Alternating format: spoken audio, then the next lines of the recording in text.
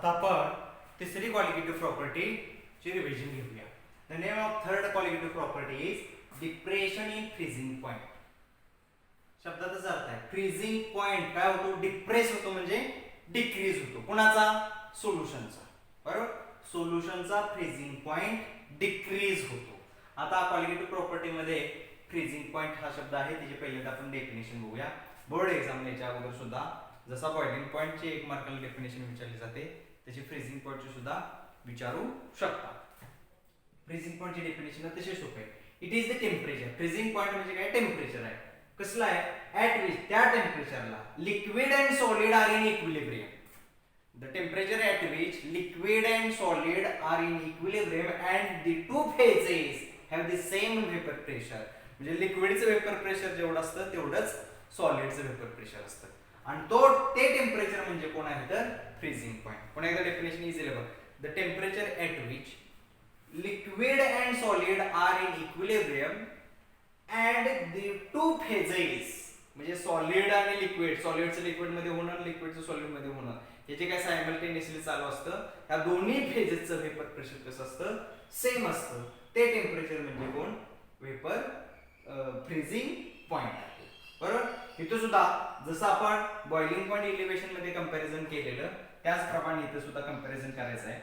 आणि freezing point of solution qualitative properties नावच आहे. काय होतं? डिप्रेस म्हणजे कमी होणे. Freezing point of solution decreases म्हणजे low. And freezing point of comparative study केलं तर freezing point of pure solvent is high. म्हणजे लास्ट टाइम सुद्धा आपण बिकरनी जर विचार केला असा डायग्रामॅटिकली, इथं काय आहे? प्युअर सॉल्व्हंट आहे, प्युअर सॉल्व्हंट, आणि इथं सोल्युशन जर असेल तर इथं सॉल्व्हंट प्लस काय आहे? हे solid, non volatile, non electrolyte, solute असं सोल्युशन आहे. याचा फ्रीजिंग पॉइंट काढला आणि याचा फ्रीजिंग पॉइंट काढला तर प्युअर सॉल्व्हंटचा फ्रीजिंग पॉइंट हाय आहे आणि सोल्युशनचा फ्रीजिंग पॉइंट लो आहे. हे लक्षात घ्या. म्हणजे फॉर एक्झाम्पल जर इथं वॉटर घेतलं तर वॉटर आपल्याला माहिती आहे वॉटर कितीला फ्रीज होतं? प्युअर वॉटर कितीला फ्रीज होतं? Freezing point of the pure water is 0 degree Celsius. 0 degree सेल्सिअसला काय होणार आहे? वॉटर फ्रीज होणार आहे. बरोबर, पण त्याच वॉटर मध्ये non volatile, non electrolyte, solid असा जर सोल्यूट डिझॉल्व्ह केला तर त्या ते सॉल्व्हंट काय होणार? सोल्युशन. आणि ते जर फ्रीज करायचं असेल तर तुम्हाला 0 पेक्षा टेम्परेचर काय करावं लागेल? कमी करावं लागेल. याचा अर्थ कळाला का? बघा, साधा विषय. एखादं सॉल्व्हंट आहे ते 10 डिग्री सेल्सिअसला त्याचा काय होतो? बर्फ होतो. आणि त्याच सॉल्व्हंट मध्ये तुम्ही जर सोल्यूट ऍड केला, कसला सोल्यूट मी वारंवार सांगतो? Solid, non volatile, non electrolyte असा सॉलिड जर तुम्ही डिझॉल्व्ह केला तर त्याचा जर तुम्हाला बर्फ करायचा असेल, त्याचा जर फ्रीजिंग पॉइंट काढायचा असेल तर तुम्हाला टेम्परेचर 10 पेक्षा कमी करावं लागेल. येतं लक्षात? ओळखीचे एक्झाम्पल वॉटर आपल्याला माहिती आहे म्हणून वॉटरचा, प्युअर वॉटरचा फ्रीजिंग पॉइंट किती आहे? 0 डिग्री सेल्सिअस. त्याच वॉटर मध्ये तर आपण सोल्यूट जर टाकला आणि त्याला जर फ्रीजिंग पॉइंट काढायचा असेल तर तो 0 डिग्रीला फ्रीज होणार नाही. 0 पेक्षा त्याला कमी म्हणजे मायनस मध्ये टेम्परेचर करावं. म्हणजे या कंपॅरेटिव्ह स्टडीवरून आपल्याला काय कळालं? सोल्युशनचा फ्रीजिंग पॉइंट कमी झाला आणि प्युअर सॉल्व्हंट मात्र कंपॅरेटिव्हली काय झाला? हाय झाला.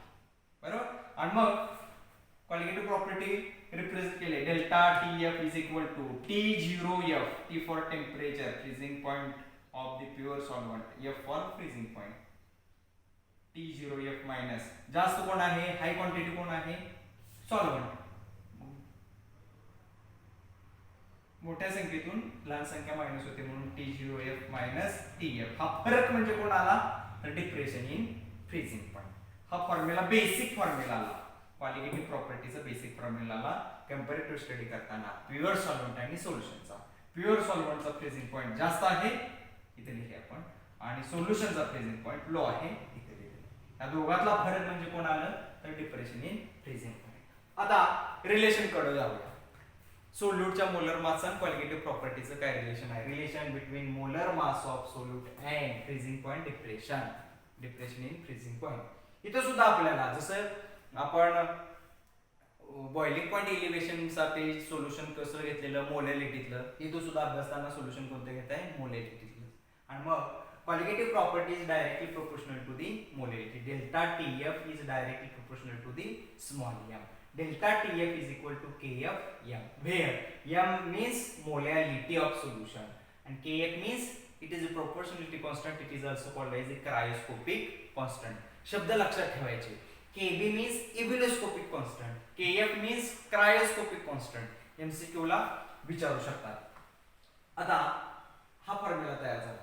When we put the value of m is equal to 1, म्हणजे सोल्युशन ज्यावेळी 1 मोल असेल, 1 मोलॅलिटीचं सोल्युशन असेल, value of m is equal to 1, put the value of m here. काय फॉर्म्युला येईल? Delta TF is equal to KF. m ची 1 KF into 1 म्हणजे काय आलं? KF. आणि मग इथे पुन्हा डेफिनेशन, जसं KB ची डेफिनेशन आली तशीच KF ची डेफिनेशन काय आहे? क्रायोस्कोपिक कॉन्स्टंटची definition. It is defined as it is the freezing point depression when it is the freezing point when the molality of solution is a 1. Cryoscopic constant म्हणजे कोण? Cryoscopic constant म्हणजे कोण? freezing point of solution. पण कधी? त्यावेळी ज्यावेळी सोल्युशनची molality 1 असेल. म्हणून definition of the KF is defined as cryoscopic constant defined as it is the freezing point of the solution when we put the value of molality of the solution is 1. आता जसं आपण KB चे unit काढलं तसंच KF चं सुद्धा unit आपण काढू शकतो. Delta TF is equal to KF into m. KF is equal to काय आलं? Delta TF divided by m. Delta TF T for temperature म्हणून काय आलं? केल्विन केलेलं आहे. मोलॅलिटीचा युनिट काय आहे? मोल पर केजी. आणि मग आपल्याला युनिट ऑफ KF काय तयार होईल? kg मोल इनव्हर्स. आता टेक्स्ट बुक मध्ये आता या नवीन सिलेबसच्या काही वेळी इथं डिग्री सेल्सिअस घेतलेला आहे, काही ग्रॅम घेतलेला आहे. काही वेळी जर टेम्परेचर जो तुम्ही डिग्री सेल्सिअस मध्ये घेतलं तर डिग्री सेल्सिअस इंटू केजी पर मोल असं सुद्धा असू शकेल. टेम्परेचर कोणत्या युनिट मधलं घेतलेलं आहे, केल्विन मधलं घेतलंय का डिग्री सेल्सिअस मधलं घेतलंय याच्यावर डिपेंड आहे. येतं लक्षात? पुढे बघा. आता आपण रिलेशन डायरेक्ट बघूया.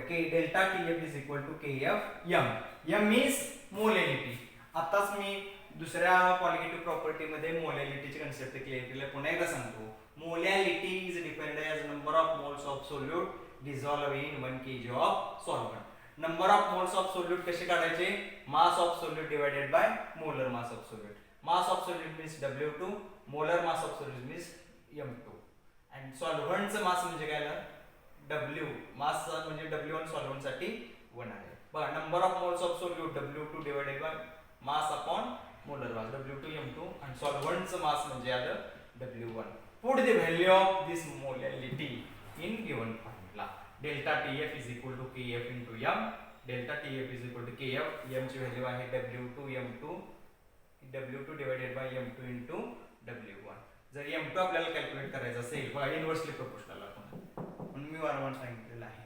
रिलेशन बघताना मोलर मास कुठं असतं? नेहमी छेदात असतं.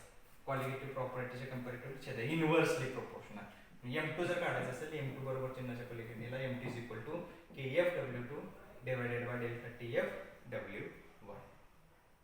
सेम दुसरी क्वालिटेटिव्ह प्रॉपर्टी आणि तिसरी डेरिव्हेशनला जवळपास सेमच आहे. फक्त तिथं B फॉर बॉइलिंग पॉइंट, इथे F फॉर फ्रीजिंग पॉइंट आहे. तिथं KB म्हणजे एपिलिस्कोपी, इथं KB म्हणजे क्रायोस्कोपी. युनिट सुद्धा दोघांचे सेम आहे, फॉर्म्युला सुद्धा दोघांचा सेम आहे. फक्त F for freezing point, B for boiling point एवढाच फरक आहे. ही तिसरी क्वालिटेटिव्ह प्रॉपर्टी आपली संपलेली आहे.